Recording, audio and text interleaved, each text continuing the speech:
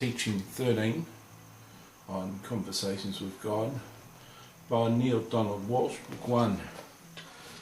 Okay, this is not my favourite subject to preach on, but I'm pretty close to Jesus, and Jesus has put it on my heart to teach on this subject. Neale's talking about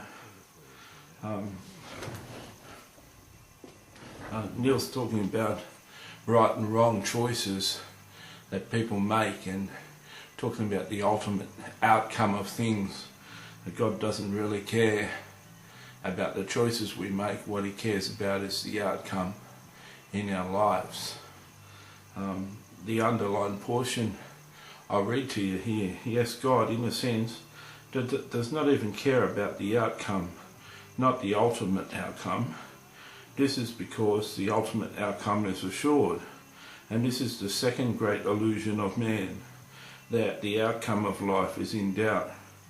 If it is in doubt about ultimate outcome, it is this doubt about ultimate outcome that has created your greatest enemy, which is fear. For if you doubt outcome, then you must doubt Creator, you must doubt God. And if you doubt God, you must live in fear and guilt all your life. I think that's enough to chew in 10 minutes, eh? So let's chew on this. Yet God, in a sense, does not even care about the outcome, not the ultimate outcome. This is because the ultimate outcome is assured. Now, Neale's God, if you've been watching my videos, I say Neale's God, says that the ultimate outcome is assured. Now, for him to say that, I'm not sure if he said it here or he says it later in the book, but he says there is no right, there is no wrong, there is no hell, there is no hell, there is no Satan, there are no demons, there's no punishment for wrong choices. Now, in context, Neale's God is saying ultimate outcome is assured. But if your ultimate outcome is burning in hell, that's not an ultimate outcome that you want. So it is important to make choices. The choice is to know who Jesus Christ is. The choice to judge Jesus on what he said to do and what he taught. And not judge Jesus on how you find a Christian church, how you find Christians that you've met. Everyone can be hypocrites. But if you look at what Jesus taught, the application of what he told you to do, and you invite Jesus in your life and you have the power to overcome sin and different struggles in life, then you'll find that Jesus is very real. And if you find that Jesus is very real, then you are assured of going to heaven. But people who have heard about Jesus and heard that he offers salvation, but understand that message and reject that message because it seems so simple just to accept and follow Jesus, then your outcome is completely different. So with this, I'll have to disagree with what Neale's God says here, that ultimate outcome is assured. If ultimate outcome is assured, well, then it's a scary proposition for all those people who don't accept God or live godly lives and end up burning in hell or being tortured in hell. Let's go to the second sentence, seeing as we've chewed up 4 minutes. I think we've chewed up 4 minutes. Yeah, 4 minutes 16. So, and this is the second great illusion of man, that the outcome of life is in doubt. Jesus taught about one of his parables. Jesus taught about a man that was given 10 talents of gold, one that was given 5 talents of gold, and one that was given 1 talent of gold, or talent.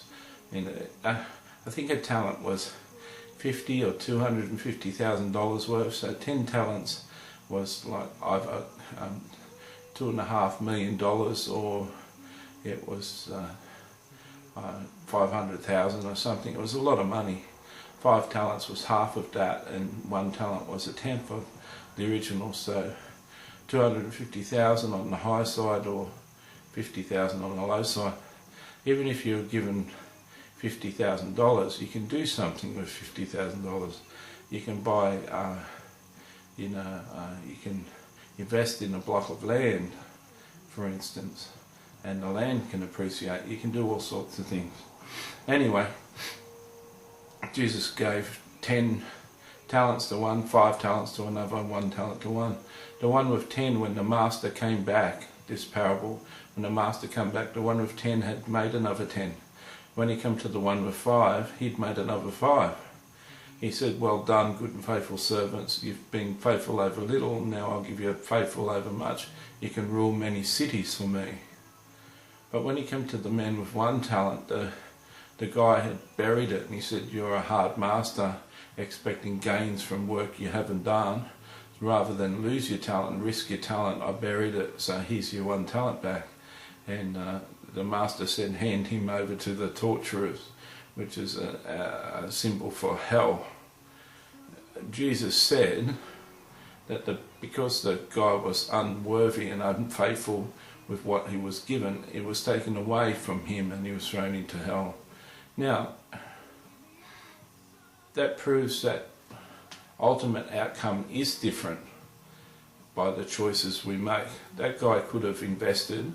Jesus said, the master said, you could have even given that to the bankers and got it back with interest, right, which would only been maybe a 10 or 20% return over the years he was away, not a whole 100% return, and he would have been happy with that, but the guy buried it.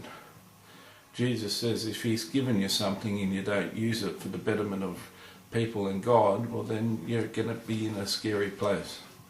Jesus says another parable about 5 wise virgins that have enough oil when the bridegroom comes at 12 o'clock, and 5 that didn't have enough oil and couldn't light their lamps and couldn't see the bridegroom when he came and meet him. That's another uncertain outcome made by a choice that the person made.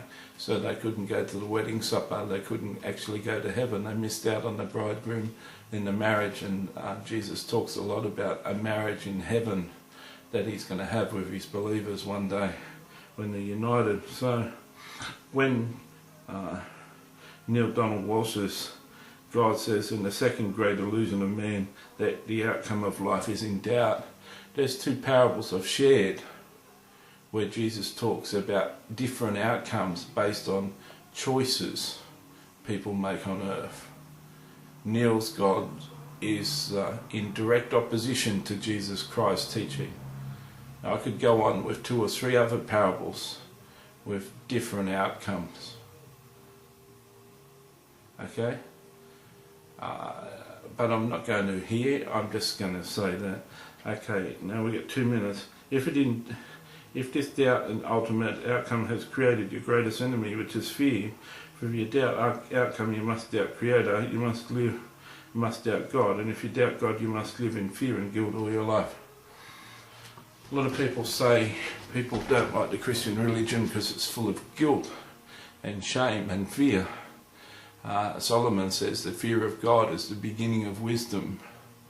The holy reverent fear, the holy reverent respect of God makes a person not sin as much and makes a person try and live a life that is well pleasing to God. Solomon says the fear of God is a good thing. It's a good thing to feel sorry for bad things you do. That leads you to ask God for forgiveness and leads you to try and do better. Neale's God is saying that there should be no fear and guilt in life. If you had no fear of heights, you'd probably fall off buildings. It's healthy sometimes to have a healthy fear. Fear can be healthy. So I disagree with Neale's God there. This is the end of teaching 13. Hope you enjoyed it.